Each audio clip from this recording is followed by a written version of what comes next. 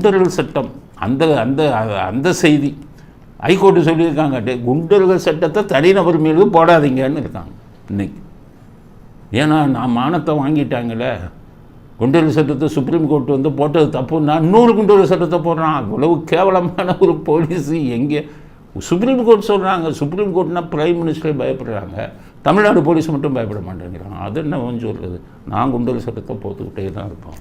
ஒரு குற்றவாளியை நான் திருந்த விட மாட்டேன் போலீஸ் சொல்கிறாங்க. தமிழ்நாடு போலீஸ் ஒரு குற்றவாளியை திருந்த விட மாட்டான். என்ன அவன் பாட்டுக்கு ஜெயிலில் இருந்துட்டு கொள்ளை அடிக்கிறான், திருடுறான், ஜெயிலில் தண்டனை முடிஞ்சு ஜெயிலில் விட்டு வரான். அடுத்து போய் அவன் திருடத்தானே செய்யணும், அது போய் கொள்ளையெல்லாம் அடிக்கணும். அவன் போயிட்டு பழத்தை விற்றுக்கிட்டு இருக்கான், பிரியாணி கடை வச்சு பண்ணிக்கிட்டு இருக்கான். அவன் பாட்டுக்கு திருந்திட்டு போனான்னா அப்புறம் போலீஸ்க்கு வேலை எது? அதனால் ஒருத்தனையும் நாங்கள் திருந்த விட மாட்டோம். குண்டாஸ் ஒவ்வொரு போலீஸ் ஸ்டேஷனும் 5 கோட்டா அடித்து உள்ளே போட்டுக்கிட்டே இருப்பான். எல்லாம் போய் ஜெயிலில் இருக்கிற ஜெயிலில் இங்கே இடமே பத்தலை, ஒம்பாட்டுக்கு போட்டுக்கிட்டு இருக்கான். இப்போ 2 குண்டாஸ் போட்டாங்க சவுக்கு சங்கர் மேலே. ஒரு குண்டா, 2வது குண்டாஸில் சுப்ரீம் கோர்ட் கேட்டிருக்காங்க, ஒரு குண்டாஸுக்கு நான் வந்து ஜாமீன் கொடுத்துட்டேன்ல, நீ 2வது குண்டாஸ் போட்டையா அப்படின்னு கேள்வி கேட்டாங்க. பார்த்தாங்க, ஆஹா இதுவும் ஜெல்லாதுன்னுருவாங்க போயிருக்கேன், அப்போ இருந்தாலும் ரிலீஸ் ஆகி போயிடுவானே அப்படின்ட்டு அவர் சொல்கிறார் சவுக்கு சங்கர். இந்த கார் ரேஸ் நடக்கிறவரை என்னை வெளியில் விட மாட்டாங்க, அதை பற்றி நான் பேசிடுவேன்னு உதயநிதி தான் அதை பண்ணுறாரு. அதனால் கார் ரேஸ் முடிகிறவரை நீ உள்ளே தான் வைப்பாங்க. அதே மாதிரி பார்த்தீங்கன்னா 2வது குண்டாவை போட்டு சுப்ரீம் கோர்ட்டு கேள்வி கேட்டவுடனே இப்போ என்ன கொண்டு வந்துட்டாங்க, பசுமன் முத்துராமலிங்க தேவரே நீ திட்டினேன். என்ன பாசம்ப்பா பசுமன் முத்துராமலிங்க தேவர் மேலே. முதல்ல பெண் போலீஸை திட்டான்னாங்க, பசுமன் முத்துராமலிங்க தான் சொன்னார், தமிழ்நாடு நீசர்களால் ஆளப்படும். நீசங்க தானே ஆண்டுகிட்டு இருக்கீங்க, அவருடைய தெய்வ வாக்கில் வந்தது, நீசர்களால் ஆளப்படும். இவங்களுக்கு பாசம் இவர் மேலே ரொம்ப பொத்துக்கிட்டது. போலீஸுக்கு முத்துராமலிங்க தேவர்னா ரொம்ப பாசம். இதில் குண்டாசு இதில் வந்து ஒரு கைது பண்ணிட்டாங்க. கைது பண்ணி இன்னொரு சட்ட மீறல் பாருங்கள்.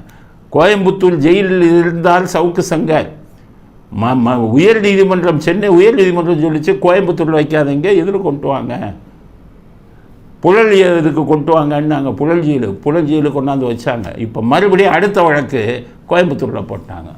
முத்துராமலிங்க தேவரை திட்டினாலும் அப்படின்னு கோயம்புத்தூரில் போட்டு நேற்று அதுக்கு வந்து இதை எடுத்து இன்னொரு 2 மாதம் இந்த வழக்கை வச்சு ஒரு 2 மாதம் அப்படியே தள்ளிடலாம். அப்படி சுப்ரீம் கோர்ட்டு பிடிச்சி 2-3 ஐபிஎஸ் ஆஃபீஸர்கள் வீட்டுக்கு அனுப்புனா தான் அவங்க திருந்துவாங்க. ஐபிஎஸ் ஆஃபீஸர்கள் வீட்டுக்கு அனுப்புங்க சுப்ரீம் கோர்ட்டு சொல்கிறேன். தன்னுடைய பதவியை தவறாக பயன்படுத்துபவன் காவல்துறைக்கே லாயக்கில்லைங்கிறவன் தான் சொல்கிறேன். காவல்துறைங்கிறது உங்கள் வீட்டு ப்ரைவேட் லிமிடெட் கம்பெனி கிடையாது. நீங்கள் நினைக்கிறபடி நீங்கள் நினைக்கிறதெல்லாம் செய்கிறதுக்கு அது ஒரு மக்களை காக்கக்கூடிய காவல்துறை. காவல்துறையில் நீதியுடனும் நேர்மையுடனும் மனசாட்சியுடனும் தனது பணியை செய்வதன் தான் உண்மையான காவல்துறை அதிகாரி. இல்லைன்னா அந்த யூனிஃபார்மை போட்டுக்கிட்டு இருக்கிறதுக்கு உங்களுக்கெல்லாம் தகுதி கிடையாது, கழட்டி தூக்கி போட்டு வேறு வேலை பாருங்கள். காவல்துறையை உங்கள் எதிரிகளை வந்து பழி வாங்கிறதுக்காகவோ இல்லை அரசியல்வாதிகளுக்கு கூஜா தூக்குறதுக்காகவோ பயன்படுத்துபவன் அந்த பதவிக்கே தகுதியற்றவன். ஐபிஎஸ்ஸை வந்துக்கிட்டு அந்த யூபிஎஸ்சி வந்து ஒழுங்காக நடத்துறதில்லை, சரியான அதிகாரிகளை வந்து உங்கள் ஐபிஎஸ்க்கு தேர்ந்தெடுக்கிறது இல்லை. வர்ற ஆளுங்களெல்லாம் பார்த்தா ஐபிஎஸ் நான் தான் சில இதெல்லாம் பார்த்துருக்கேன். ஒழுங்காக இங்கிலீஷ் தெரியாத ஐபிஎஸ் ஆஃபீஸ் ஃபைலில் நான் பார்த்துருக்கேன், இங்கிலீஷே ஒழுங்காக எழுத தெரியாது. அப்படிப்பட்டவர்கள் எல்லாம் ஐபிஎஸ்ஸாக இருந்த காலம். இப்போ வந்துக்கிட்டு கூஜா தூக்கிட்டு இதை தூக்கிட்டு சுப்ரீம் கோர்ட்னாலே பயப்படுறதில்ல. அதுவும் இந்த லட்சணத்தில் இவர் பொம்மை மாதிரி கூஜா மாதிரி உட்காந்துக்கிட்டு இருக்காரு. இந்த லட்சணத்தில் ஒரு அமெரிக்கா போக போகிறாரு. என்ன ஆகும்? தலைவிரித்து ஆடும் காவல்துறையோட அராஜகம். அதனால் அடுத்த இதை போட்டுக்கிறாங்க. சுப்ரீம் கோர்ட்டு தான் தமிழ்நாட்டை வந்து இந்த காவல்துறையின் அராஜக ஆட்சியிலேருந்து காப்பாற்றணும் அப்படிங்கிறது தான் இப்படி என்ன வரிசையாக பேசப்படுறதில்ல. மனசாட்சி வேணாமா? அந்தாலும் மோசமான ஆள் தான் நாங்களே சொல்கிறோம். அந்தாலும் மோசமான ஆள், அந்தாலும் இதில் அதுக்காக ஒருத்தரை போட்டு எவ்வளோ தான் அடிப்பீங்க? பார்த்துக்கிட்டு இருக்கிறவங்களாம் மனம் கொதிக்காதா? சும்மா இருக்க மாட்டாங்களா?